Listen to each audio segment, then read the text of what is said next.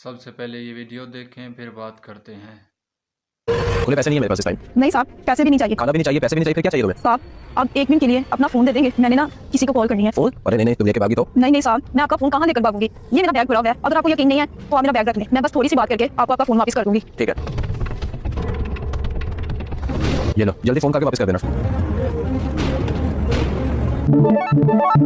Wrong number.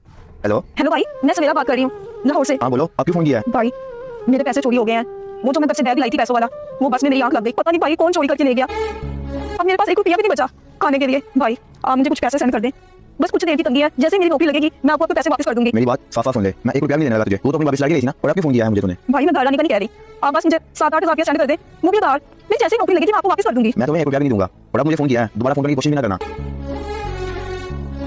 Hello hello hello भाई, काट दिया है, ये ले आपका फोन।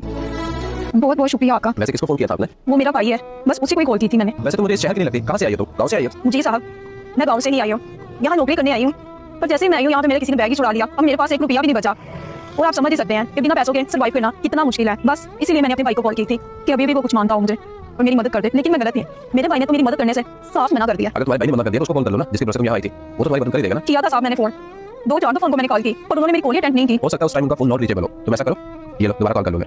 नहीं नहीं साहब, अब तो मुझे पक्का यकीन हो गया कि वो भी फ्रॉड ही था, क्योंकि जब मैं घर थी तब भी उन्होंने मुझसे 15 से 20 हज़ार रुपया मांगा था जोका। मुझे लगा कि शायद वो मेरी नौकरी लगवा देंगे, पर मैं गलत ही साहब।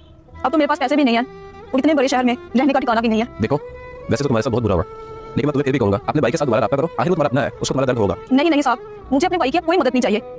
और हाँ, शादी से पहले मेरा भाई बहुत अच्छा था, जब से मेरे भाई की शादी हुई है उन्होंने तो हमें छोड़ ही दिया है। ना तो मेरी माँ का ध्यान रखते हैं और ना ही मेरा, सिर्फ वो भाभी की बात सुनते हैं, इसीलिए मुझसे बात करने का कोई फायदा ही नहीं है। अच्छा मुझे ये बताओ, जो तुम्हें जॉब दे रहे थे किस चीज की जॉब दे रहे थे? मेरा मतलब है जहाँ काम करने आई थी तो। साहब वो मुझे कंपनी में सुपरवाइजर की जॉब दे रहे थे। अच्छा, इसका मतलब तो ये हुआ तुम काफी पढ़ी लिखी हो। हाँ साहब, आई एम ग्रेजुएट।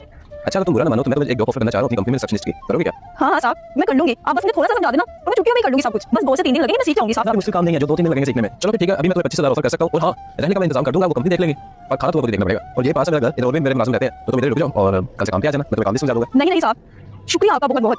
मैं मानती हूँ कि आप बहुत अच्छे इंसान हैं, पर वो तो मैं एक लड़की ना, मैं कैसे एक अजनबी शख्स पे इत्मीनान करके उसके साथ जा सकती हूँ? और प्लीज आप मेरी ये सब बातों का बुरा मत मानना। अरे नहीं मुझे बुरा मानने की क्या जरूरत है, तुम ऐसा करो ये मेरा कार्ड रख लो और किसी होटल वगैरह में जाके रहने ना। नहीं नहीं साहब, आपने आगे मेरे लिए इतना कुछ कर दिया, मैं कैसे ही रख सकती हूँ? अरे नहीं मैं तुम्हारी बुलाई के लिए दे रहा हूँ, रख लो।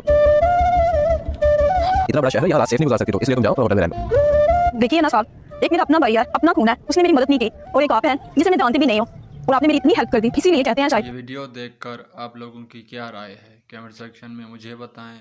जज़ाकल्लाह।